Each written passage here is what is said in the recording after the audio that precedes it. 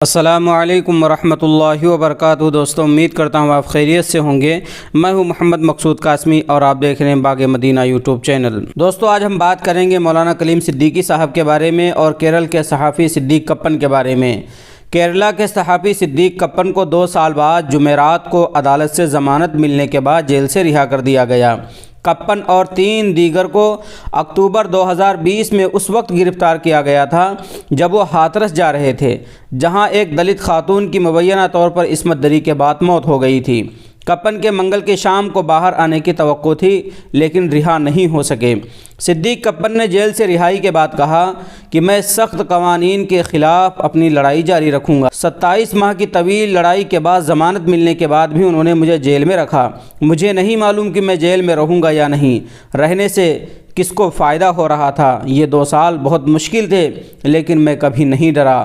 انہیں اکتوبر 2020 میں اس وقت گرفتار کر لیا گیا تھا جب وہ اتر پردیش کے ہاتھرس میں ایک 20 سالہ دلت لڑکی کے ساتھ مبینہ اجتماعی عصمت دری اور موت کی اطلاع دینے جا رہے تھے، جس نے ملک بھر میں احتجاج کو جنم دیا۔ پولیس کا کہنا تھا کہ وہ فساد برپا کرنے کے لیے جائے وقوع پر جا رہے تھے۔ خاتون کی مبینہ طور پر اجتماعی عصمت دری کے 15 دن بعد دہلی کے ایک اسپتال میں موت ہو گئی تھی۔ یوگی آدتیہ ناتھ حکومت کی ضلع انتظامیہ نے آدھی رات کی آخری رسومات ادا کر دی تھی۔ تو دوستو، یہ تھی صدیق کپن کے متعلق خبر کہ ان کی بہت بڑی جیت ہوئی ہے اور 27 مہینے کے بعد ان کی ضمانت ہو گئی ہے اور جیل سے باہر آ گئے ہیں۔